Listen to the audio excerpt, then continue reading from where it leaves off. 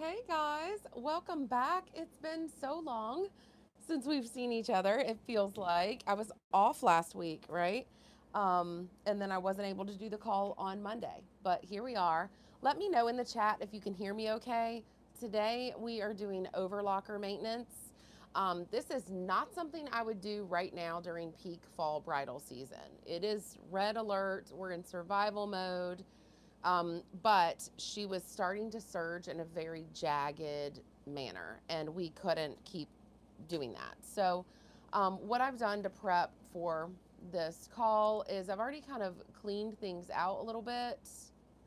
And I've got all the parts laid out here. I know it looks kind of nonsensical the way they're laid out, but I keep the screw with the part and like I kind of put them like in little areas, if that makes sense. So here's my new cutters. I don't care about these cutters, they're old.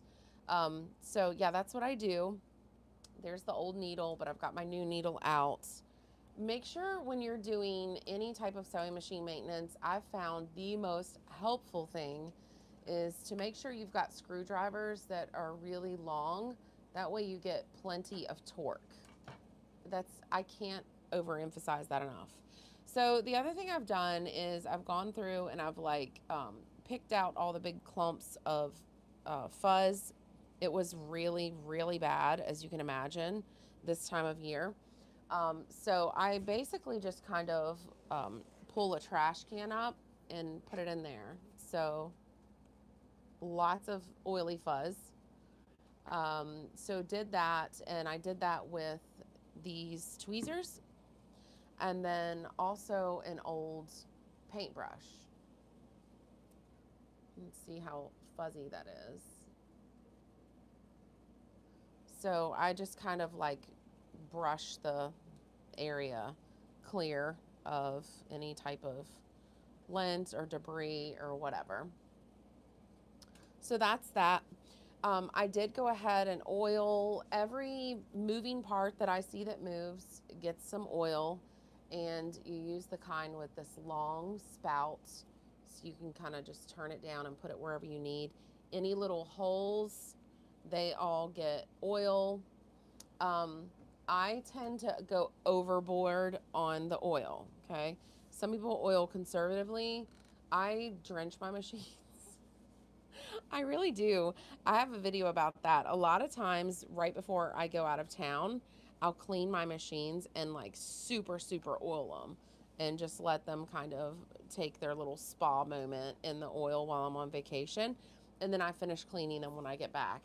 So I do kind of keep a cloth with me for that. So yeah, here's the steps of what we're gonna do to put it back together. This is going here, and it almost kind of clicks into place. Now I know sergers vary for sure, but they do kind of have some things in common about the way they're designed, right? So they make it where you can feel it when you're kind of getting warmer. So blade up, obviously. And as I work, I also take pictures of everything so that when I go to put it back together, hopefully I can remember. But if I can't, I can refer back to the pictures. So I'm just going to barely get this tight, and you can see that it needs 2 screws. This one I'm concerned about. This one is really bored out. So the screwdriver is still kind of going in there, but I don't know. I really need to order another one.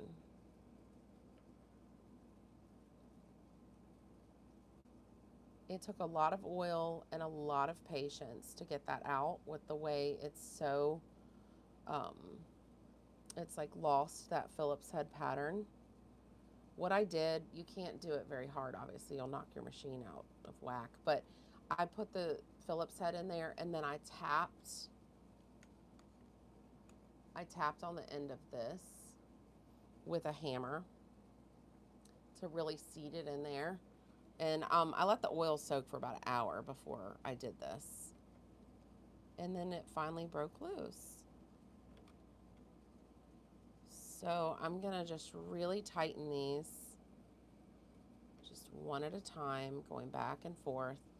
And I'm making sure I'm pushing this way, coming this way with my pressure while I'm tightening, because as we see, that Phillips head pattern is not very strong on this screw.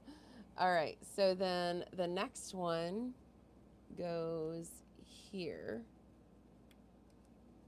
She sits right down in there. And even though I see this all day, I'm already like, wait a minute.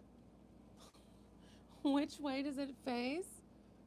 I do believe it faces this way because it's got to cut the fabric. The way I did it first was backwards. All right, so we've got this, and just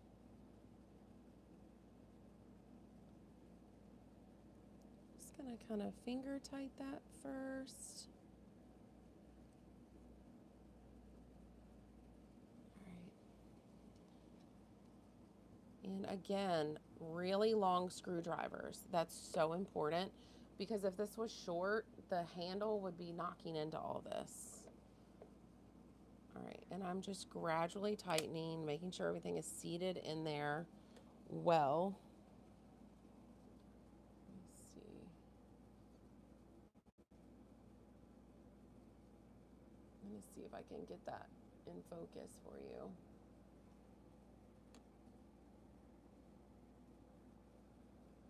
There we go.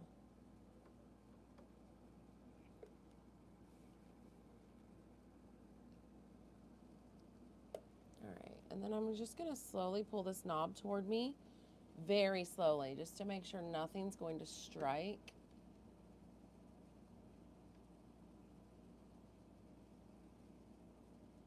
It kind of had a little burr on it, and when I turned it, sure enough, did hit just a little bit, but it was immediately clear. So that's good. What you don't want is just full speed do that. And then what if there's a burr and it goes flying at you? Don't do that. All right. And as you know, you always turn your dials towards you when you're turning things. Okay, so time for the needle. And then I'm going to talk over the parts of the serger and how we have them adjusted. So I'm going to put the Schmetz Universal 14. Also, Schmetz Stretch does really well with this as well, because we do a lot of stretch hems, don't we?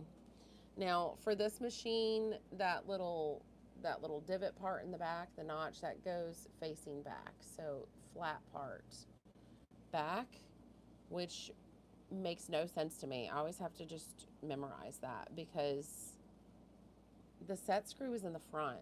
Like, I always think, you'd think the set screw would be pushing against something straight, but no. All right, so we've got that in, and this is my itty bitty screwdriver for setting these. You can feel like the needle kind of adjust as you tighten this down. Nice.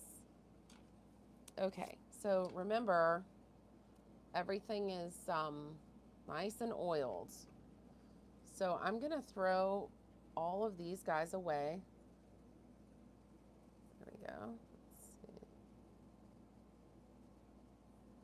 Hi, Jane. Welcome.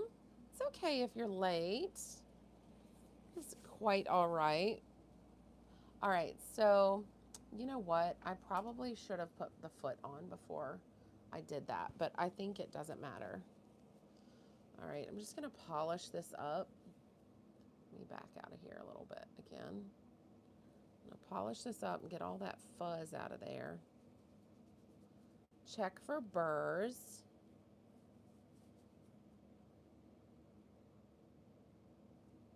I wouldn't start with going in reverse. I would go with the flow first and see if I feel anything, and then check the burrs. All right.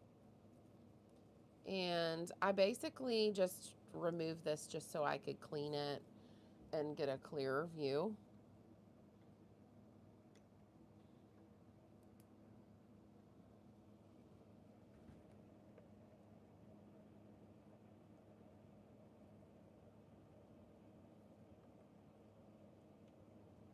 Gosh, I'm not very coordinated today. Do you ever have days like that? I think it's like specifically related to my lack of sleep this time of year. All right, so I'm gonna lower that just to get it seated. Tighten it a little bit.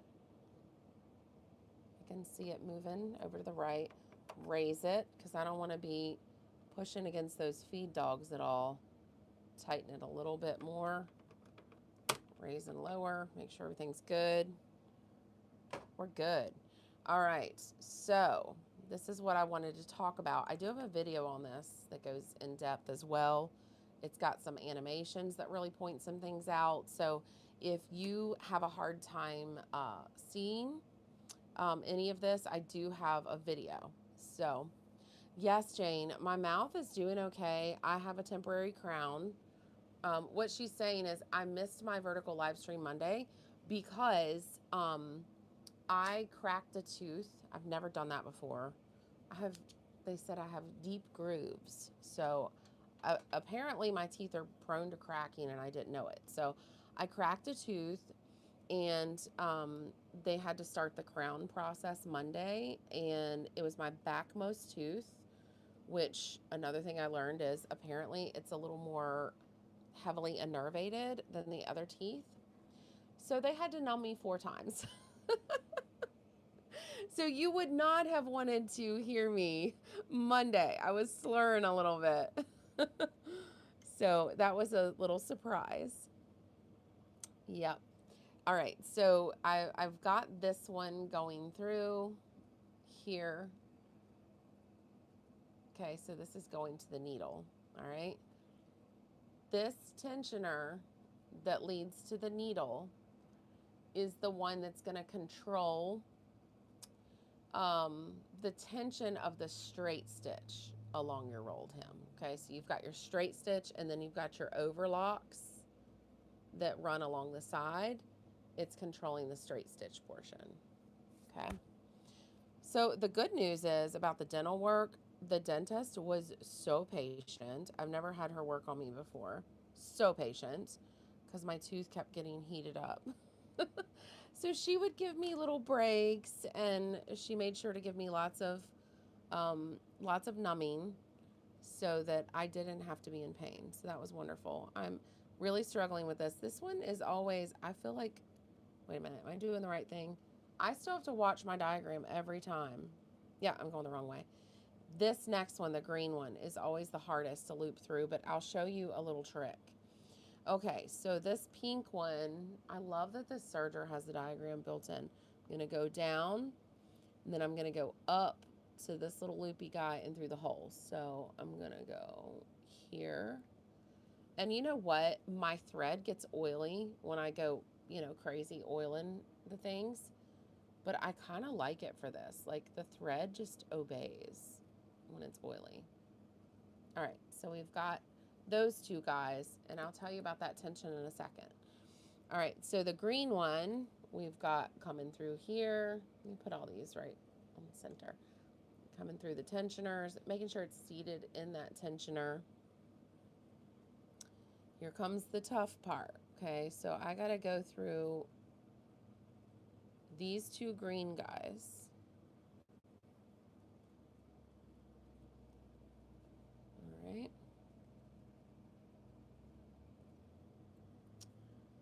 And then I've got to get this over on this side.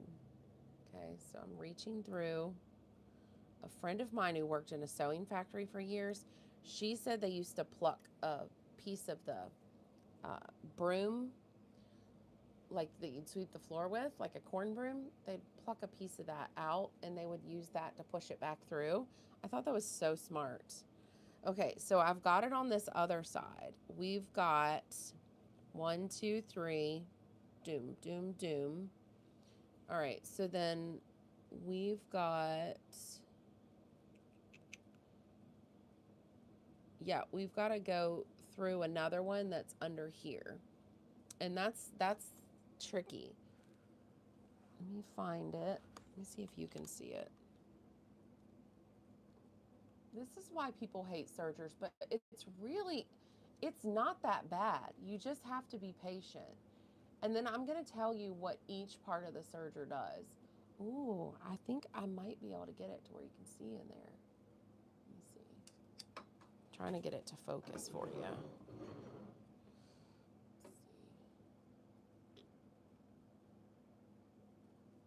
Yeah, it's like a very thin hook. Yep. Special tool to get it. Yep. Yeah, they have these little wire tools that you can use. Ooh, there we go. There we go. I got you focused, I think. All right, so here it is. There's a loop right here. I don't think you can see that one, but I actually needed to go through that. And then also, guys, I'm sure you know, if you've dealt with an overlocker any amount of time, you just don't re-thread it if you don't have to. You tie your new threads in the back. You trim the old threads. You tie your new threads. There we go. Oh, nope. It's like winning a prize at the carnival. You're like, yes, I've got it. And then actually you don't. Yeah, so it's great when you can just tie your threads together and just pull them through and not have to re-thread your machine. That's goals.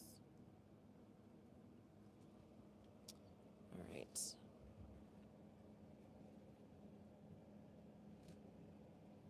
Trying to find it. It gets lost on the other side. Oh, I see it. I see it. There we go. Okay, we got her.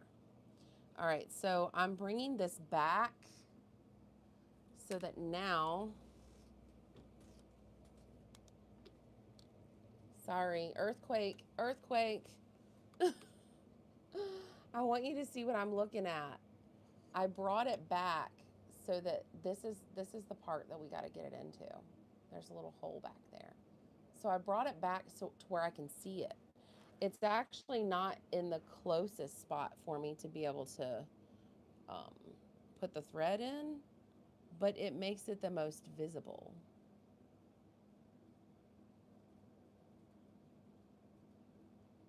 Yay! Okay, I almost need like a second tweezer. Oh, okay, we got it. I think we got it. You can see how that piece of broom to push through would help so much right now. Yay! All right, so let's do one more. See, guys, it's not scary, earthquake. We just gotta give ourselves time. So now we gotta go in this one. Okay. But if you can get a beautiful narrow rolled hem, baby rolled hem, hanky hem, whatever you want to call it, the surged hem, if you can get a beautiful one going, it's so worth all the effort. I can't imagine having a shop without um, having a good serger to do that narrow hem. We do our hem lining edges and stuff, the lining hems we like to do with that. All right, so let's talk about a few settings. We have this pink is on R for rolled. If you unscrew a couple things and change your settings, you slide it forward to S, and that's that wider serging instead of the R is that narrow serging, okay? So we've got that, and look at what I forgot. This part here. We'll put that on. Okay, let's talk about these knobs. Your whole machine broke, Jane? Honestly, I'm in so much pressure right now with fall bridal season that when these cutters went bad, I just ran to Walmart and I got a backup serger. I haven't even opened the box, but it's there if I need it. Okay, so these two guys, you just saw how I threaded them, right? They're in charge of the tension of the part going back and forth on the side, on the edge of your fabric. Okay, so this part is going straight. This part is what's doing the back and forth. One does the upper loop, the other does the lower loop, and they crisscross right along this edge. And if you have your tension nice and tight, it cuts out here, and then these guys, the tension pulls it together, and it causes that last bit of fabric to roll. So you don't have a frayed edge right inside that overlock, you have a rolled edge, okay? So that's very important to understand. That way you can get your tensions right. So what I do is I kind of wonk around with this, and when the tension is beautiful and perfect on my most common type of fabric, I mark these, okay? The 477, those are my marks for kind of home base for this machine. Now, this is just like tightening a faucet. Low is loose, high is tight. But we're talking about tension, okay? Low is loose, high is tight. Think of lefty loosey, righty tighty. Low is loose, high is tight. Okay, so if I go this way, I'm making that little zigzag on the side, that overlock tighter, okay? If I were to go down here, it would be looser and more like a surged edge, and is not going to roll that fabric as beautifully. These I don't ever adjust independent of one another. So if I need it to be a little bit tighter, I'm going to go up to like 8 on both of them. Okay. If I'm going to do like a longer stitch, like instead of the rolled that's over here, if I'm going to do a little bit longer stitch to really make some time on some lining layers, or maybe something that doesn't matter that much, I just don't want it to fray, then I'm going to make this longer. Low is loose. That's going to give it that lead that it needs to really have a long stitch. Okay, that's what that is doing. So when I say these get changed at the same time, I'm not saying that your numbers are going to match, because you have to have your tensioners calibrated. Sometimes they get out of whack. So your machine might look perfect if one's on 8 and one's on 5. My point is, like, if you circle those as your home base, if you go down 1, you're going to go down 1. If you go up 2, you're going to go up 2, okay? If that makes sense. So that's pretty much how I service my machine and how I understand my machine. I hope that helps a lot. All right, let me find my little throat plate here. Okay. What time is it where you're at, Jane? And clean all this out.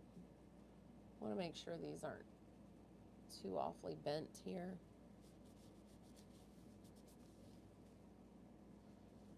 All right. And I'm going to drop that right in there. This is really good for making sure you don't get it spun around, because this is a different shape than this. So bring my threads up out of the way. Feed this right through there. Come on.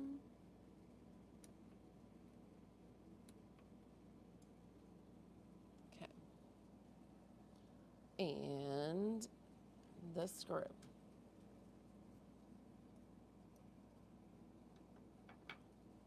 Again, long screwdriver gives you all that clearance that you need.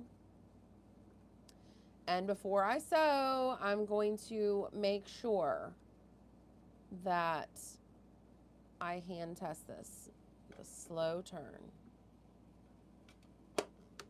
This serger is so old. I got it kind of right after I got married. So it's like 25 years old. And it's been going full time. Full time. Okay? Oh, Barb, coming in late. Can you watch it from the beginning later? You sure can. It's going to have a replay. I can tell you that the volume is always weird the first 24 hours while YouTube is still kind of processing it and crawling the information. So if you come back tomorrow afternoon, the audio is going to be better. The replay audio, for some reason, is a little quiet the first 24 hours. So, all right, it is 1:26. What I'm not going to do today with this is I'm not going to uh, put my fabric through and go through the full process of troubleshooting. Um, I just don't have time for that today. But don't forget, I have that video that does go into troubleshooting and stuff. So let's just see how this works. And I'll just tell you in general, real quick, what I would do to fix it. Okay, because a lot of times it does need adjustment. Hey guys, if it doesn't need adjustment, we'll just pretend like I knew what I was doing and that I did it perfectly and that I always do it perfectly on the first try. Okay, let's try that. All right, so I'm gonna, again, start with my hand turning. I don't want anything to strike. Oh, thread already broke. Okay, so the motion is very smooth.